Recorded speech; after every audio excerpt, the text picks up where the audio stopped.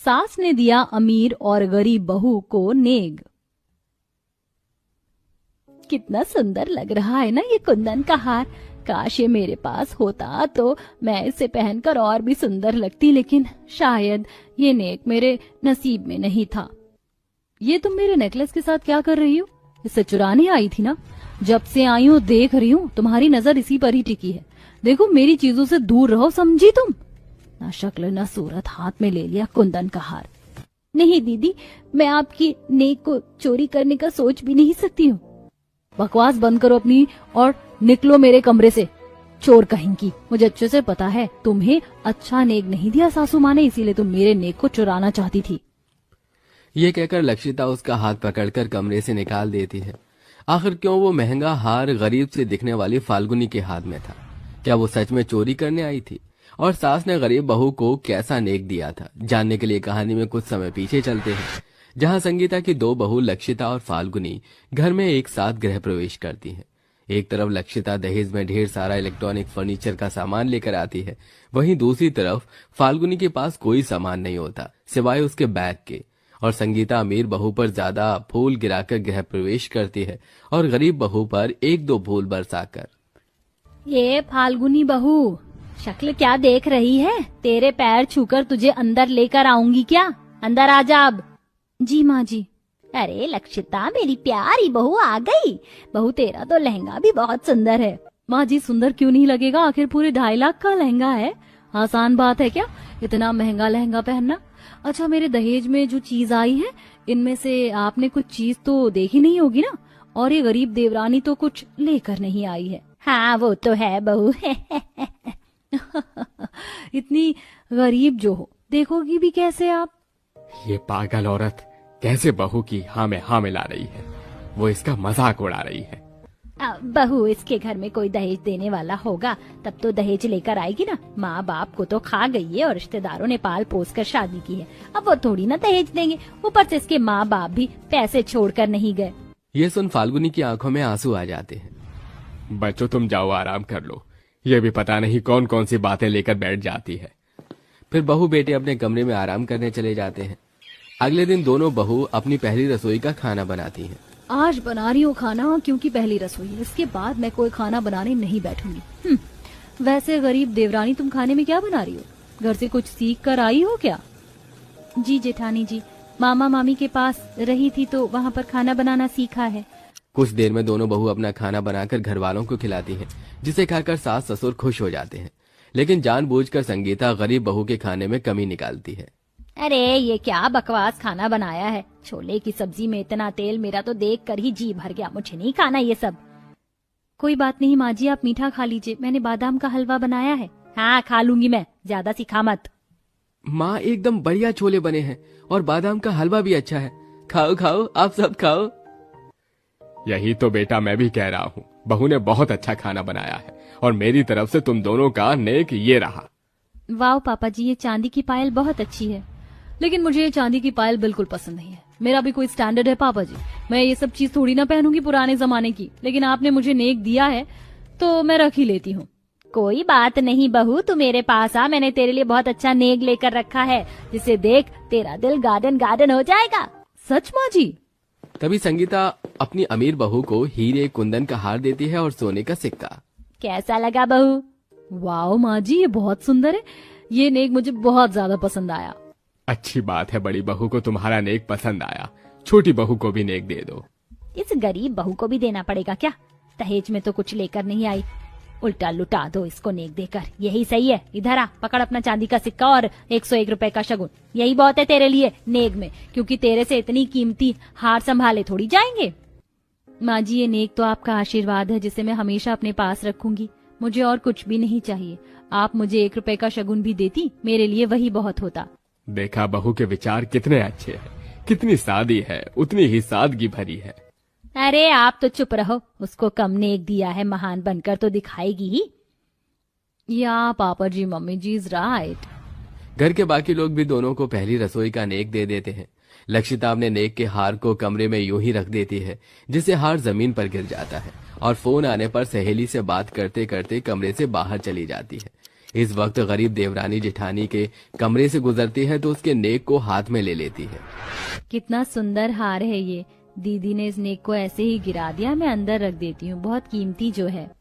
फाल्गुनी उस नेक को अंदर रख ही रही होती है, उसी वक्त अमीर जेठानी आकर देख लेती है और अपने नेक को उसके हाथ से छीन कर भला बुरा कहने लगती है। मुझे पता है माँ जी ने तुम्हें अच्छा नेक नहीं दिया, इसलिए तुम मेरा नेक चोरी करने के लिए आई थी। चली जाओ यहाँ से, गरीब चोटन कहीं की। नहीं दीदी, आप मुझे गलत समझ रही, मैं तो सिर्फ रखने आई थी।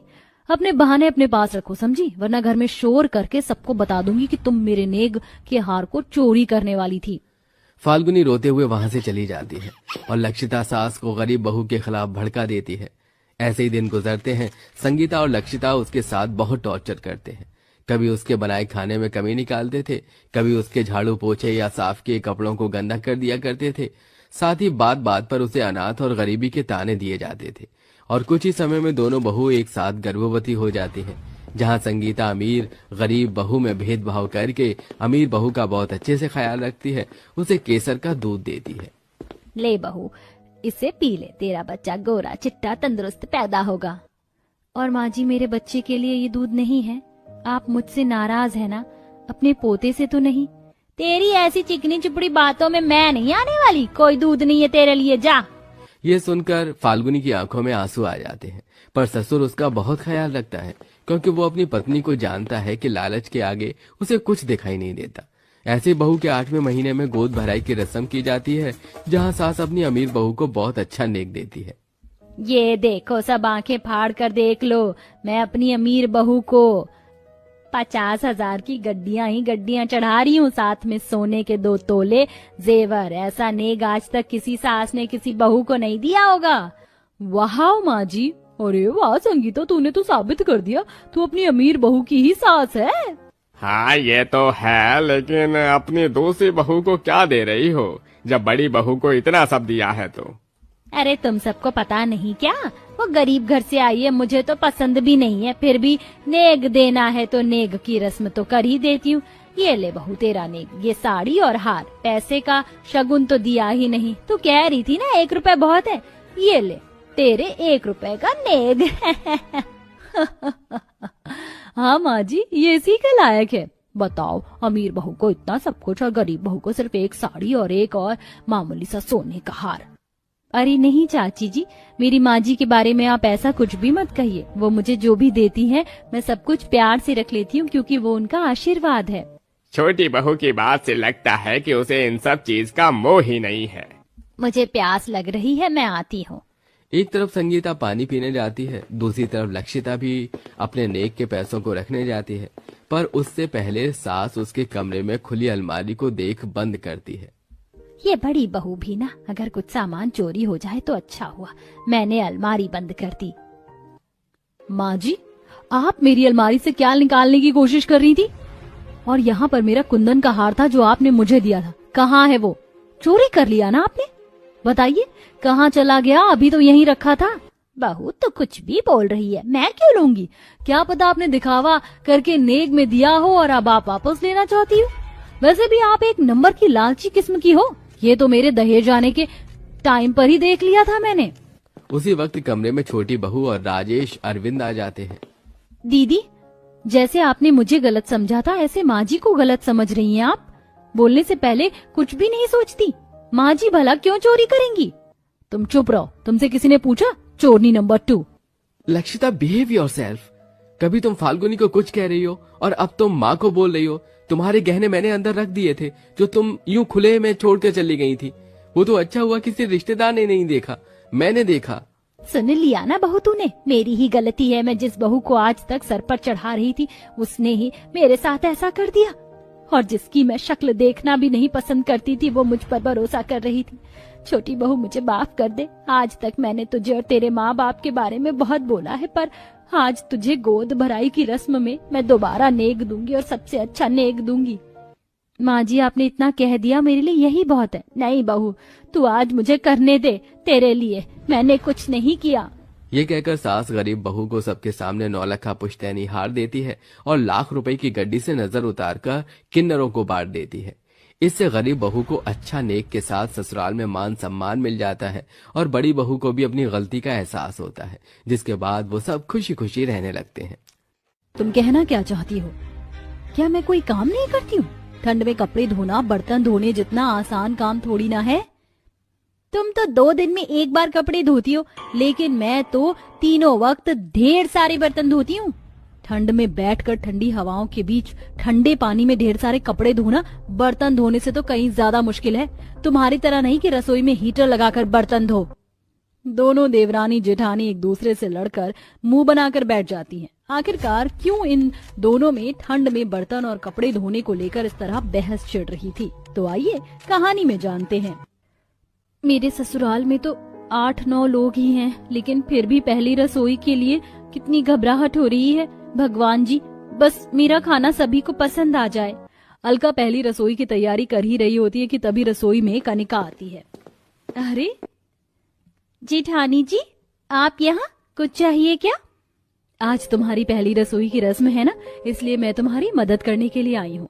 दोनों देवरानी जेठानी मिलकर पहली रसोई की तैयारी करने लगती। अलका 8-9 लोगों के हिसाब से आटा लेकर गूंथने लगती है, जिसे देख कनिका कहती है, अलका, तुमने इतना कम आटा लिया है। एक काम करो, वहाँ पर बड़ी परात रखी है, उसमें भरकर आटा लेकर गूंथ लो। भाभी, मैंने तो 10 लोगों के हिसाब से ही आटा लिया है। इतनी बड़ी परात में तो काफी सारा आटा गुनेगा। अलका, अभी हमारे घर में बहुत सारे लोग आने वाले हैं, अभी तुम देखती जाओ, ये आटा भी तुम्हें कम लगेगा। अपनी जेठानी के कहने पर अलका ढेर सारा आटा गूंथ लेती है। वहीं दूसरी तरफ, अरे भाभी, आपने तो पूरे 10-15 किलो सब्जियां काट दी। आप क्या हफ्ते भर की सब्जी एक बार में काट कर रख लेती हैं?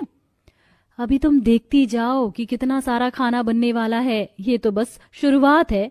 कनिका अपनी देवरानी के साथ मिलकर पतीले भर भर कर खाना बनाकर रख देती है और अब थोड़ी देर में एक एक कर ढेर सारे मेहमान आने लगते हैं और सिर्फ 1 घंटे के अंदर पूरा हॉल तकरीबन 50 लोगों से भर जाता है, जिसे देख अलका, ये क्या जेठानी जी, लगता है माँ जी ने पूरे मोहल्ले वालों को बुला लिया है। ये मोहल्ले वाले नहीं है, बल्कि हमारा ही परिवार है। हम सब पहले इसी घर में एक साथ जॉइंट फैमिली में रहते थे, लेकिन जैसे जैसे सबकी नौकरियां बिजनेस खोलते रहे, वो सब अलग अलग हो गए। लेकिन हम 2 महीने में एक बार 15 से 20 दिन के लिए मिलते हैं और साथ ही रहते हैं। और अब तो वैसे भी सर्दियों की छुट्टियां चल रही हैं, तो इस बार तो लंबे समय तक साथ रहने का प्लान बना है। देवरानी जेठानी का बनाया हुआ खाना ले जाकर उन सभी 50 लोगों को सर्व करती हैं। सबके खाने के बाद अब धीरे धीरे कर पूरी रसोई गंदे बर्तनों से जम जाती है, जिसे देख अलका, ये क्या, यहाँ तो पूरा बर्तनों का ढेर जम गया है। इतने सारे बर्तन धोने में तो पूरा दिन ही गुजर जाएगा। ये तो कुछ भी नहीं, आज तो फिर भी कम बर्तन निकले हैं, वरना जब मैंने पहली बार रसोई की रस्म की थी तो रसोई की स्लैब के साथ साथ जमीन भी बर्तनों से भर गई थी। चलो अब ये सारे बर्तन ले जाकर आंगन में धोते, इतने सारे बर्तन तो किचन में धुलने से रहे। दोनों देवरानी जेठानी बारी बारी कर बर्तनों को उठाती हैं और आंगन में ले जाकर रख देती हैं। जेठानी को तो ठंड में 50 लोगों के बर्तन धोने की आदत पड़ चुकी थी, लेकिन जैसे ही देवरानी ठंडे पानी में हाथ डालकर ठंडी ठंडी हवाओं के बीच बैठकर इतने सारे बर्तन धोती है, भाभी, मेरी तो आत्मा ही बाहर निकलने को हो रही है। मैं इतने ठंडे पानी में इतने सारे बर्तन कैसे धोऊं?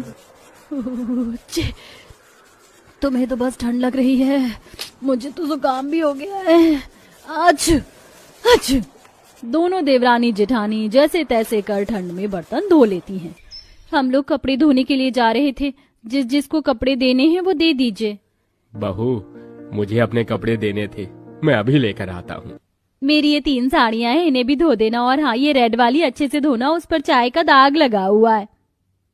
एक एक कर घर में रहने वाले पूरे 50 लोग 5 से 6 गंदे कपड़ों से टब भर देते हैं और अब दोनों देवरानी जेठानी को ठंडे पानी में ढेर सारे कपड़े धोने पड़ते हैं।